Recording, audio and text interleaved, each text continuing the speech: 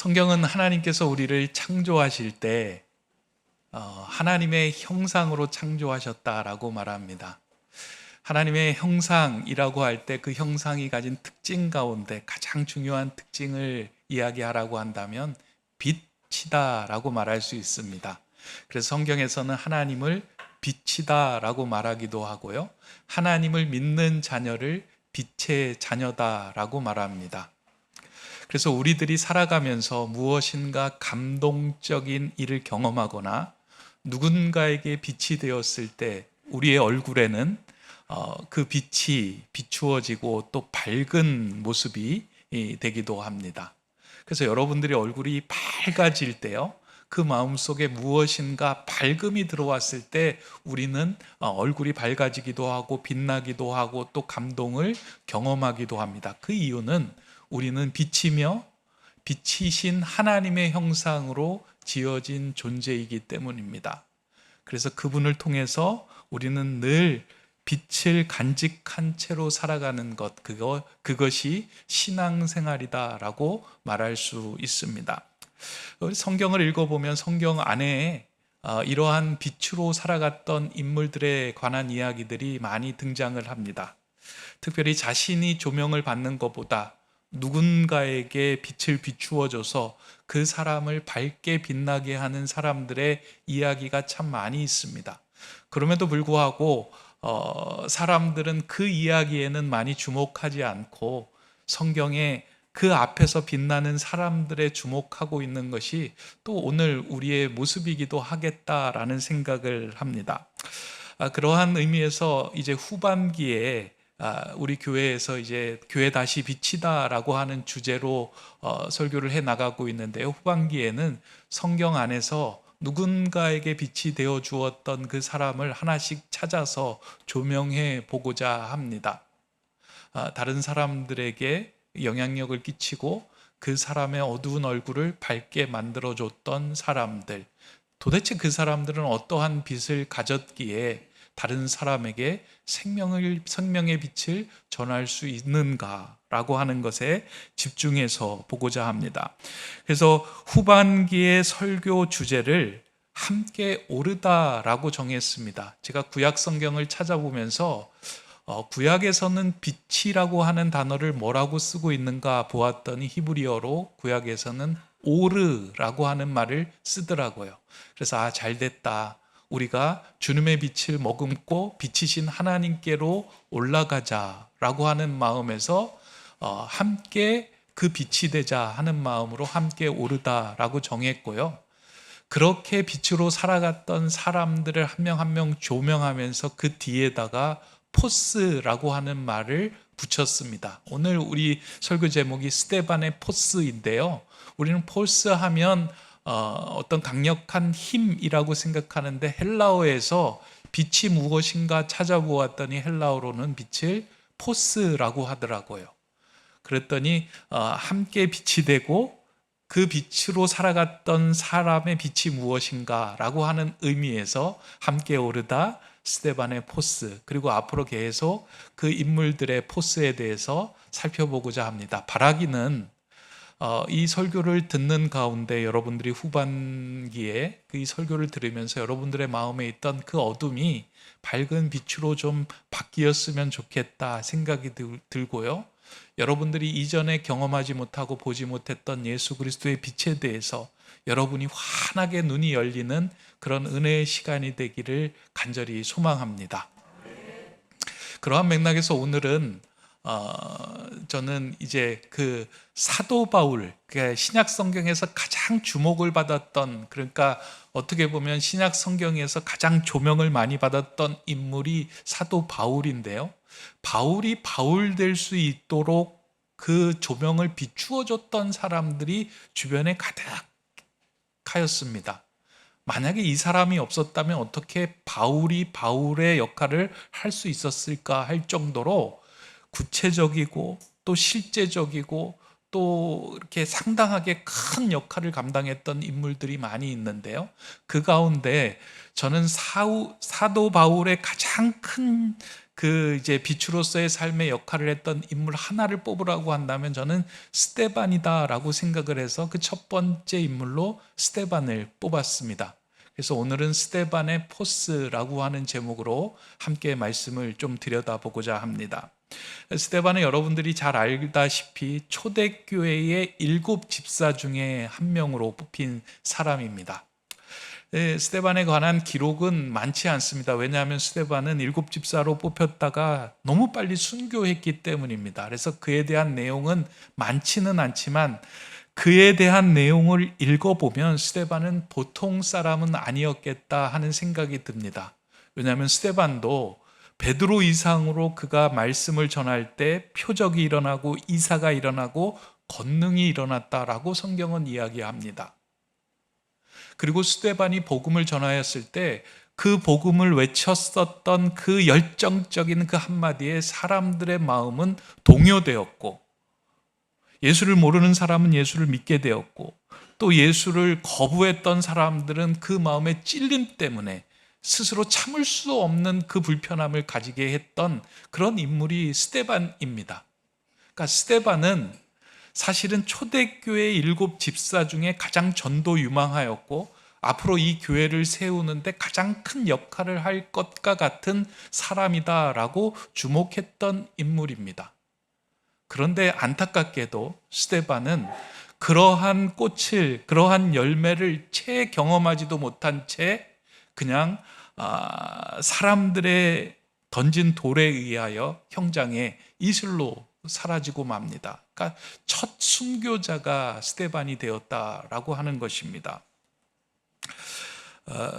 스데반이 어떻게 죽었는가 하는 것을 좀 살펴볼 필요가 있는데요. 스데반이 복음을 전할 때 구약에서부터 신약에 이르는 그 예수 그리스도에 대한 이야기까지 아주 일목요연하게 그 복음에 대한 내용을 전합니다. 그러면서 유대 종교 지도자들을 향하여 너희들이 하나님이 보내신 그 아들을 죽인 자다라고 하는 그 이야기를 서슴지 않고 그 서슬퍼런 그 사내들인 공의의 그 의원들 앞에서 자신이 갖고 있는 그 생명의 복음에 대해 그들에게 전달을 합니다. 그러니까 내 안에 있는 그 열정과 그 복음이 끌어오르는 걸 참지 못하여 그들 앞에서 당당하게 이야기합니다. 그런데 안타깝게도 그 사람들은 그 이야기를 들을 때 예수 그리스도에 대한 생명의 복음이고 나를 위하여 살리신 생명의 빛이다라고 생각하지 않고 저 사람이 지금 우리가 가지고 있는 종교 지도자들의 그 권위와 가지고 있는 기득권을 모두 흔들어 무너뜨리게 한다라고 하는 생각에 저 사람의 입을 막고 저 사람을 죽여서 없애야 되겠다는 생각에 사람들을 매수합니다. 그러면서 거짓 뉴스를 만들어내는 거예요. 저 스데반이 성전을 모독하고 하나님을 모독하고 지금 교회의 질서를 어지럽힌다. 그러니 저 스데반은 우리들이 가만히 두어서는 안 된다. 반드시 죽어 없애버려야 할 인물이다라고 하는 것을 그들 공의에서 결정을 하게 됩니다. 그리고 그를 죽이게 결의합니다. 사실 지금 유대 사회에는 어느 사람 누군가를 죽이게 할 수 있는 사법권을 가지고 있지 않았습니다. 그러니까 지금은 로마가 유대 사회를 다스리고 있었던 시대였기 때문에 사법권은 로마에 있었지 유대 사회에는 있지 않았습니다. 그래서 누군가를 옥에 가두거나 사형하는 일은 불가능한 일이었습니다. 그럼에도 불구하고 로마가 유일하게 그들에게 허락했던 한 가지가 있다면 종교의 규율을 지키냐 마느냐에 따라서 그것에 처벌할 수 있는 그 권한을 유대의 가장 최고 의회 기구인 사내들인 공의회에 그것을 일임한 것입니다. 그러니까 종교의 규율에 관해서는 너희들이 죽이든지 살리든지 너희들 마음대로 해라 라고 하면서 그 사법권을 그들의 손에 쥐어진 겁니다. 그래서 그 사내들인 공의회에서 스데반을 죽이기로 결의하고 그 스데반을 예루살렘 성 밖으로 끌고 나가서 거기에서 처형하기로 하고 그들이 돌을 던지고 죽이는 장면이 오늘 우리가 읽었던 본문입니다. 근데 오늘 본문에 보면 우리가 주목해야 할 것이 하나 있다면, 본문에 등장하는 수많은 사람들이 있음에도 불구하고 다른 사람들은 다 익명으로 처리하는데, 한 사람, 그 현장에 있었던 한 사람의 이름은 오늘 본문에 언급됩니다. 그 사람이 누구냐면 사울입니다. 오늘 본문에 어떻게 나오냐면, 사람들이 그 스데반을 죽이기로 하고 성 밖으로 데리고 갔는데, 증인들이 옷을 벗어서 사울의 발 앞에 두고 돌을 던졌다라고 하는 내용이 나옵니다. 어떻게 보면 그냥 성경을 읽다가 지나가는 걸로 구절을 읽으면, 이게 옷을 입으면 돌 던지기가 불편하니까 옷을 벗어놓고 사울이 그 구석에서 그 옷을 맡아 두고 있었던 인물로 나오는구나 라고 생각할 수 있지만, 실제적으로 그렇지는 않습니다. 유대 그 역사에 보면 사내들인 공의회에서 결의한 내용에 대해서 이것들이 정당하게 그 사형이 집행되기 위해서는 그것을 주도하고 책임지는 그 사내들인 공의회에 해당되는 누군가가 한 사람 있었어야 한다라고 이야기를 하는 거예요. 그런데 그 책임자로 있었던 인물이 누구냐면 사울이었던 거예요. 그러니까 내가 지금 돌을 던지지만 이 모든 책임은 사울에게 있습니다 라고 얘기를 하며 사울의 발 아래 옷을 두고 그 돌을 던지게 되었다라고 하는 거예요. 그러니까 사울은 그냥 지나가다가 그 옷을 맡은 사람이 아니고요, 그 모든 스데반에 처형하고 있는 그 현장에서 가장 중요한 역할을 했던 인물로 그 자리에 참여하고 있었던 것입니다. 그래서 그 8장에 보면 사울은 스데반의 죽음이 마땅하였다라고 생각한다라고 기록하고 있습니다. 그런데 오늘 본문을 이제 읽어보고 사도 바울의 그 후의 인생을 살펴보면, 사도 바울의 역할을 감당하기 위해서 이 스데반의 순교의 장면이 그에게 아주 강한 영향력으로 남아있음을 보게 됩니다. 특히 천사의 얼굴을 하고서 사람들의 돌을 맞고 죽어가는 상황에서도 세상 사람들처럼 행하지 않고 예수님처럼 행했던 그 마지막에는 사울에게 큰 울림이 되어서 남았던 겁니다. 그렇잖아요. 일반적으로 누가 나를 향하여 돌을 던지는 거예요. 그럼 그 돌을 맞아요. 그럼 저와 여러분은 어떻게 할까요? 옆에 있는 돌을 찾지 않겠어요? 그 돌을 같이 던지던가, 아니면 그 사람들을 돌 던진 사람, 내가 너 눈 똑바로 뜨고 너 기억하고 있어, 나 죽어서도 너를 잊지 않을 거야 라고 욕설하고 원망하고 탓을 하는 게 원래 사람들의 인지상정인데, 그 길을 가지 않고 스데반은 예측 못한 길을 가고 있는 것을 사울은 보았던 겁니다. 그 현장에 있었던 일을 그 사울이 이렇게 기록하는데요, 그 내용이 59절 60절의 말씀입니다. 그들이 돌로 스데반을 치니 스데반이 부르짖어 이르되 주 예수여 내 영혼을 받으시옵소서 하고 무릎을 꿇고 크게 불러 이르되 주여 이 죄를 그들에게 돌리지 마옵소서, 이 말을 하고 자니라. 이게 가능한 일인가 싶을 정도로 스데반이 행했던 것이 무엇이냐면, 주님, 이제 내 영혼을 주님 손에 맡깁니다. 주님, 저들이 하고 있는 그 잘못을 저들은 모르고 하는 짓이니까 저들에게 죄를 돌리지 마옵소서라고 이야기합니다. 하나님께 내 인생을 맡기는 간구를 하고, 저들의 삶에 대해서, 저들이 부족해서 행하는 그 일에 대해서 긍휼한 마음으로 그들을 향한 용서의 기도를 드리고 있는 것이 스데반의 마지막 모습이었습니다. 한 사람의 인생을 쥐어짜면 그 쥐어짜서 나올 때 나오는 그것이 그 사람의 인생이다라고 말할 수 있어요. 어떤 사람은 쥐어짜면 그 사람에게는 돈이 남아요. 어떤 사람에게는 쥐어짜면 그 인생에게는 명예가 남고 권력이 남고 인기가 남을 수 있어요. 그거에 반할 때에 사람들은 그것에 대해서 자신의 그 방식으로, 세상의 방식으로 대응합니다. 그러나 스데반을 마지막까지 쥐어짰는데 스데반 안에서 나온 것이 무엇이었냐면 예수 그리스도의 삶이었고, 예수 그리스도의 기도였고, 예수 그리스도의 마음이었어요. 스데반의 이 기도는 십자가에서 예수님이 돌아가셨을 때 예수님이 한 기도였습니다. 주님, 내 영혼을, 아버지의 내 영혼을 아버지 손에 의탁합니다. 주여, 저들의 죄를 저들에게 돌리지 마옵소서. 스데반 안에는 예수가 있었고 그 예수의 영이 그 절체절명의 상황 속에서도 그를 주장하고 자신을 뚫고 나와 그 사람들을 품는 기도를 드릴 수 있었던 겁니다. 이 스데반의 강력한 빛이 사도 바울의 마음을 뚫고 들어가 결국 예수 그리스도에게로 나아가는 그 열린 문의 역할을 감당하게 된 것입니다. 어떻게 이렇게 스데반은 그와 같은 삶을 살 수 있었을까? 험난한 상황 속에서도 내 안에 있는 예수 그리스도가 나를 뚫고 나와 예수의 영으로 살아갈 수 있는 존재가 되었을까? 오늘 성경 본문을 보면 그 힌트를 좀 우리에게 제시해 주고 있음을 알게 됩니다. 스데반이 그와 같이 돌이 던져졌을 때, 세상에서 너무 힘겨운 일이 일어났을 때 무엇을 봤냐면 사람을 보지 않고 어디를 봤다라고 얘기해요?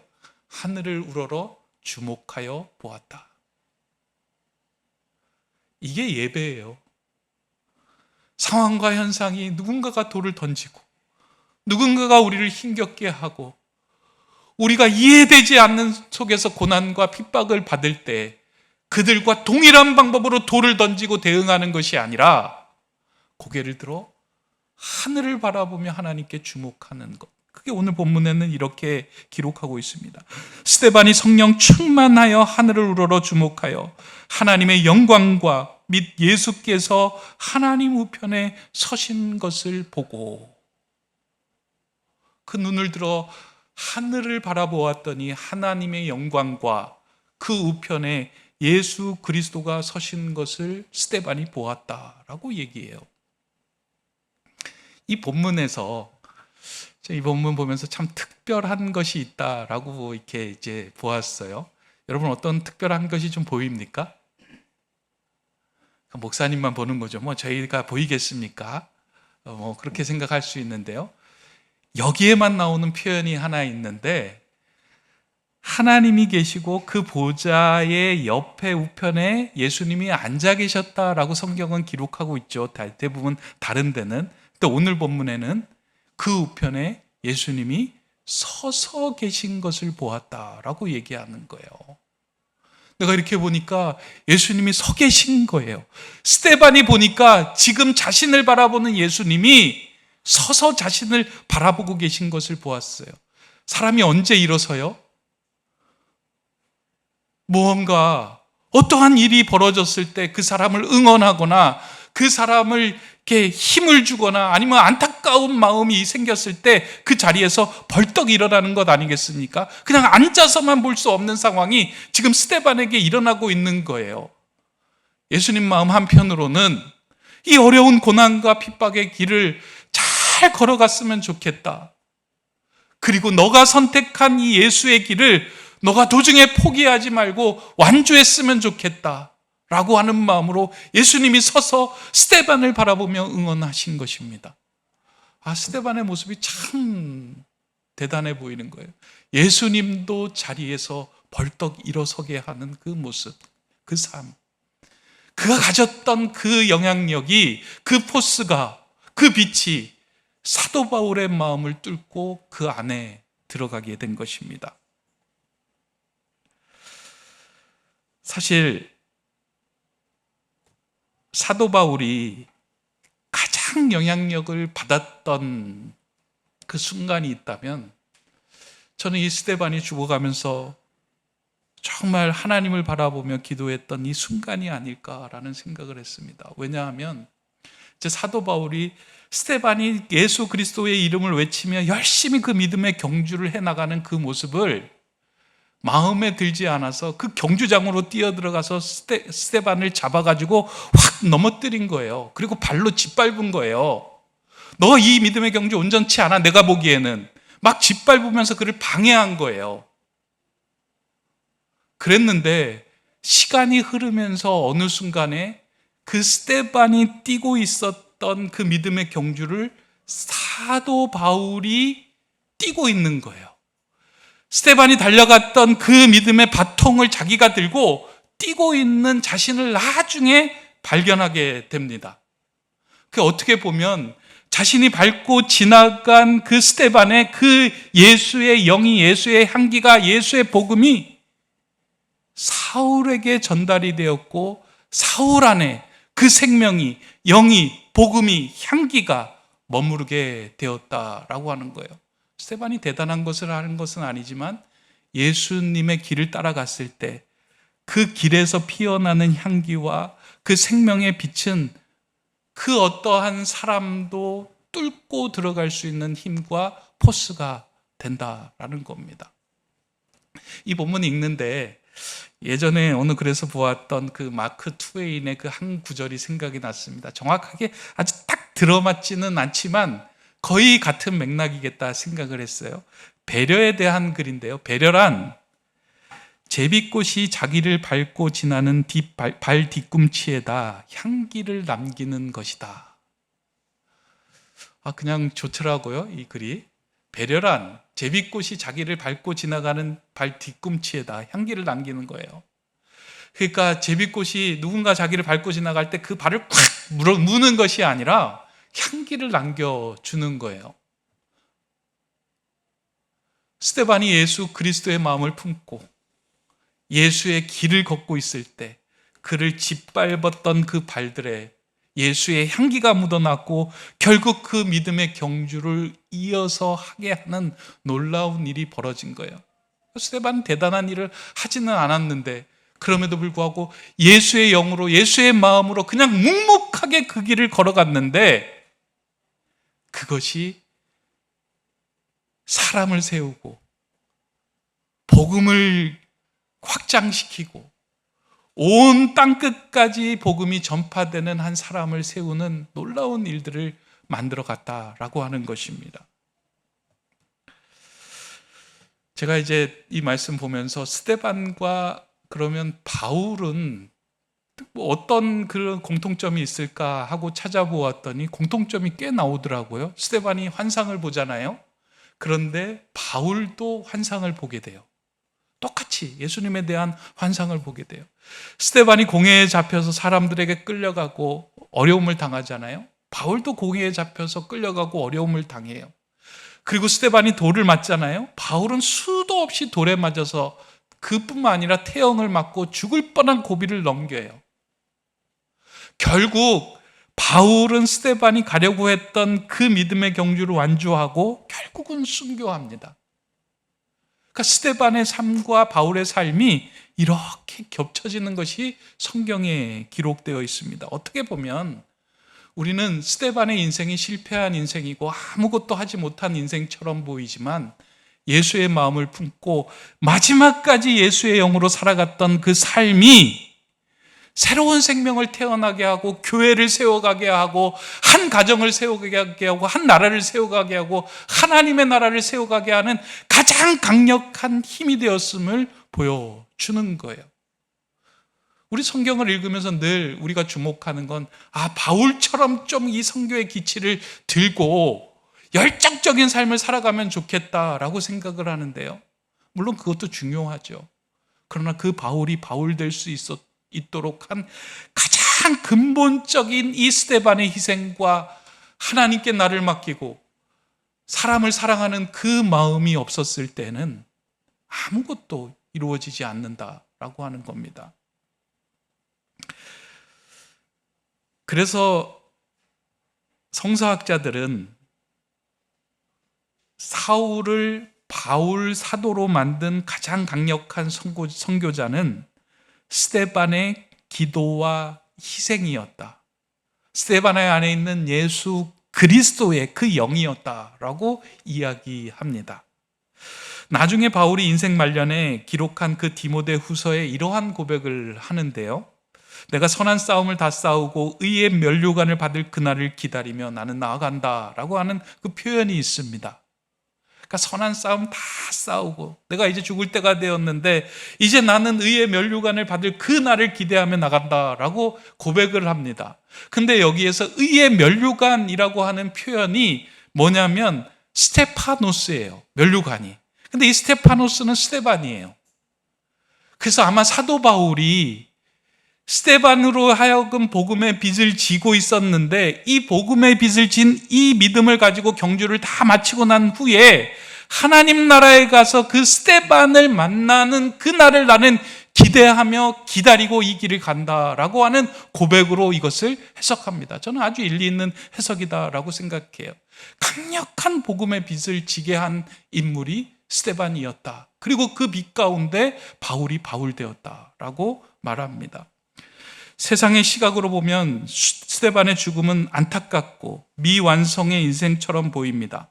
하지만 죽음 앞에서도 세상의 길이 아닌 예수의 길을 따른 그 스데반의 삶은 온전한 삶이었고 빛의 삶이었습니다. 그 스데반의 빛, 그 포스로 인하여 사울이 예수님을 볼 수 있게 되었고 눈을 열게 하는 통로를 만들었습니다. 이렇게 한 사람을 살리는 생명의 빛은 우리 안에 있는 예수의 영이 나올 때 전달이 된다라는 거예요. 오늘 저와 여러분 우리의 삶을 마지막까지 쥐어짜면 뭐가 나올까요? 여러분들이 극한의 상황 속에서 여러분 안에 튀어나오는 건 뭘까요?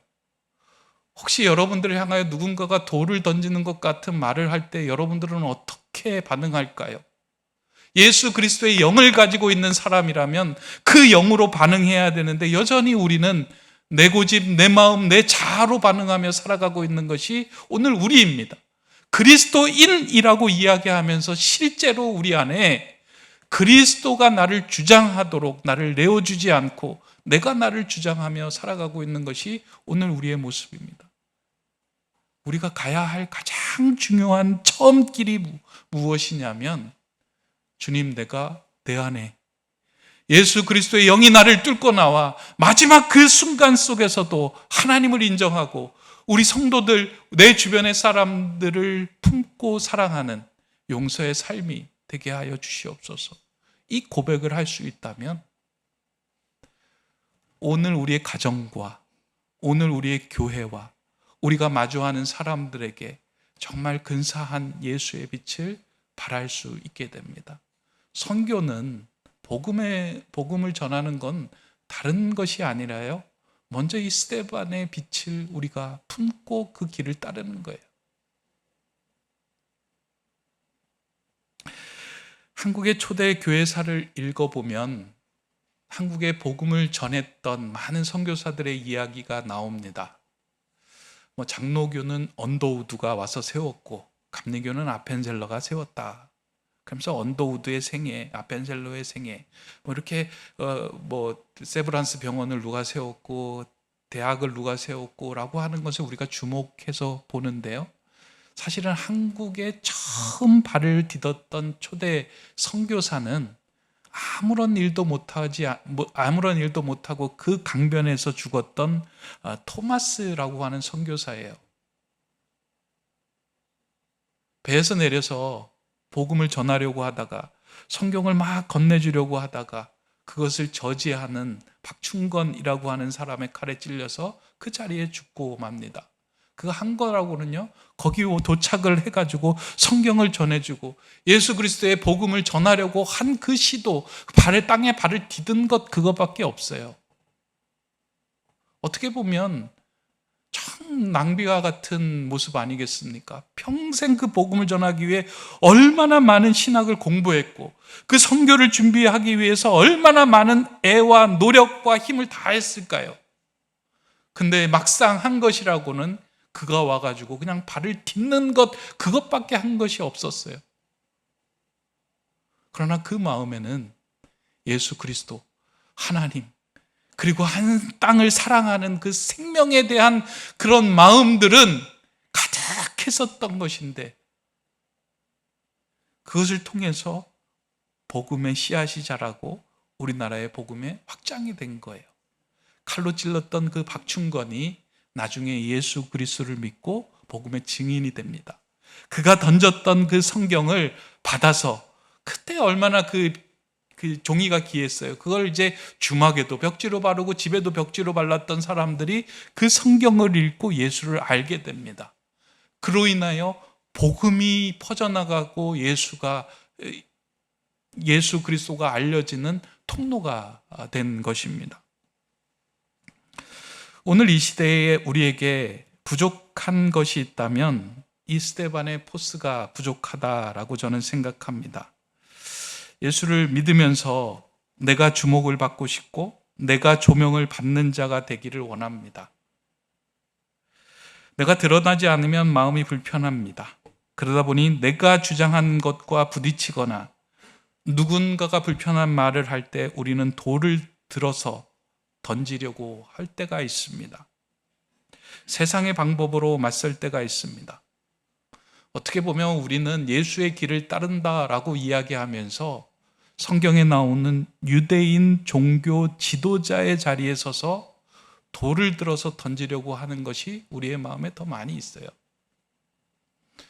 여러분들 가족들 가운데서도 그러잖아요. 우리가 가지고 있는 복음을 전하려고 하는데 상대방이 불편하게 나오면 어떻게 해요?